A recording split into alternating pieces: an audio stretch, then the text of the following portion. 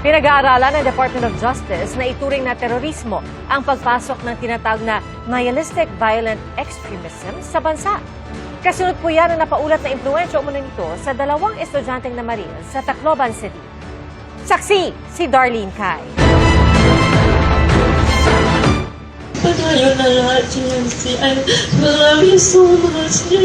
Inilibing na kanina ang isa pang nasawi sa walang habas na pamamaril sa San Jose National High School sa Tacloban City na si Joyan C. Separa.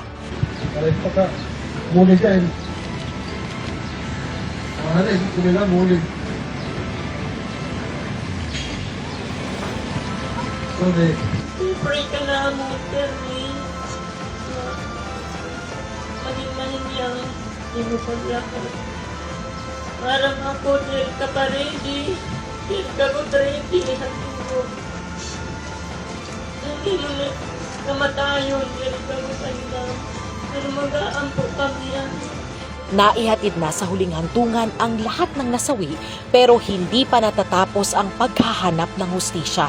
Ayon sa DSWD, naka-isolate ang 2 minor de edad na namaril sa Tacloban. Hindi muna po mahalo sa ngayon, pero as to when, hindi pa rin po natin masasagutin yan. Nasampahan ng 3 counts of murder at 2 counts of attempted murder ang 15 anyos na si alias Rod, habang ang 14 anyos na si alias Nash ay sumasailalim sa intervention. Dadaan na ho siya sa intense na intervention rin po. Nasa amin na ho siya.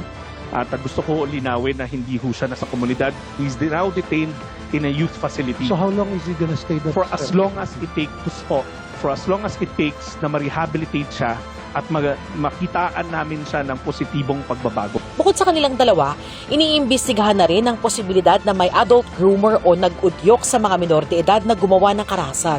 Ito ang lumabas sa pagdinig kahapon ng Senate Committee on Women, Children, Family Relations and Gender Equality. Posible raw may kaugnayan ng Tacloban High School shooting sa NVE o nihilistic violent extremism.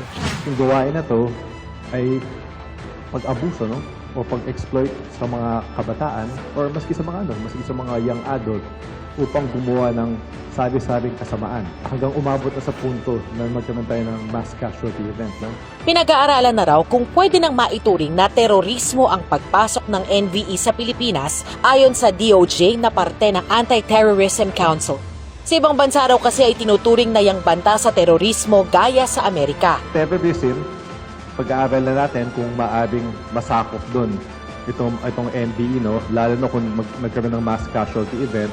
Kailangan pag-aralan ng mabuti to at mag-ingat dahil alam naman natin kung gaano ka-controversial ang definition ng terrorism at alam din natin at isa pang dahilan dapat maingat tayo kung tatatakan natin ng terorista ang isang bata. Ang Anti-Terrorism Council daw ang may kakayahang tumugon sa banta ng NVE. Ang problema ayon sa DOJ ay ang kakulangan ng batas at mga polisiya para matugunan ang pagpasok ng NVE sa Pilipinas. Kaya isinusulong ng DOJ ang pagkakaroon ng batas na tutugon sa NVE. Sa tingin namin, ma-prioritize to.